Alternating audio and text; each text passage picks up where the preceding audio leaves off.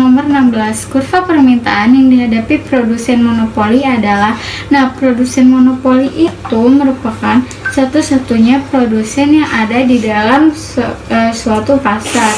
Biasanya kurva permintaan yang dihadapinya itu kurva permintaan pasar.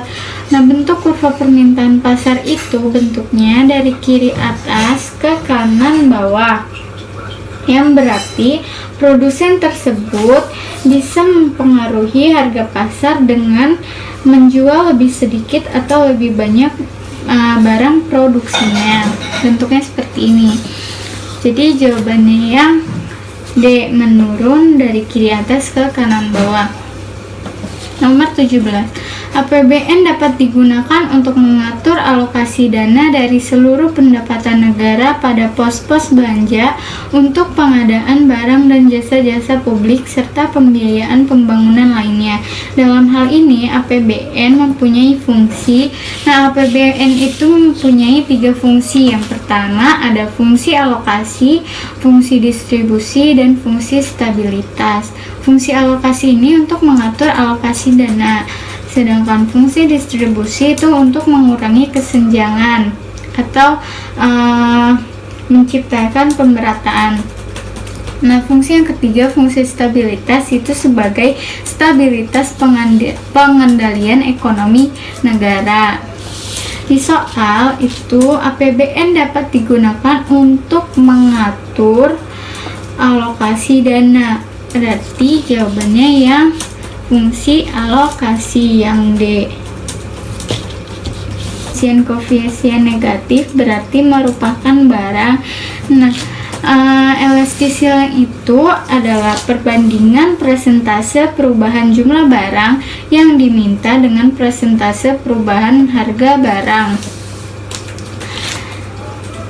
Lalu jika koefisien elastisnya bernilai negatif, berarti kedua barang tersebut bersifat saling melengkapi atau disebutnya komplementer.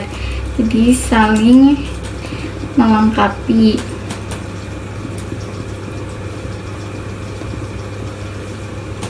Jadi jawabannya yang E. Nomor 19, koperasi dijadikan sebagai soko guru perekonomian karena hal-hal berikut ini, kecuali. Alasan koperasi dijadikan soko guru itu ada 4 alasan. Yang pertama karena karena koperasi mendidik sikap self-helping atau membantu diri sendiri. Yang kedua, kepentingan masyarakat lebih diutamakan. Yang ketiga, dikembangkan dari budaya asli Indonesia. Yang keempat, menentang paham individualisme dan kapitalisme. Di soal ini yang ditanyakannya yang kecuali, berarti A, mendidik sikap penolong diri sendiri, ini benar. Mendukung individualisme. Tadi alasan koperasi dijadikan soko guru itu karena koperasi menentang paham individualisme dan kapitalisme, bukan mendukung. Jadi ini salah. Jadi jawabannya yang B. Nomor 20. Dalam buku The Principle of Political and Taxation, David Ricardo mengemukakan beberapa teori berikut ini, kecuali.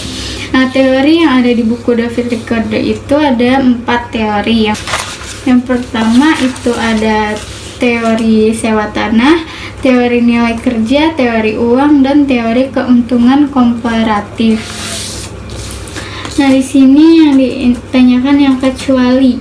Sewa tanah ada, nilai kerja ada, kurensi itu nilai, teori nilai uang atau teori uang. Ini tadi ada ya.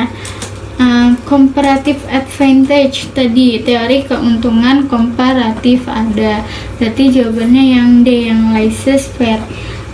Teori laissez-faire itu apa? Teori laissez-faire itu sebuah teori yang keberadaannya mendorong terjadinya perdagangan bebas. Teori ini dicetuskan oleh kaum fisiokratis, bukan oleh David Ricardo. Jadi jawabannya yang D. Sekian penjelasan soal TO ekonomi dari saya. Kurang lebihnya mohon maaf. Assalamualaikum warahmatullahi wabarakatuh.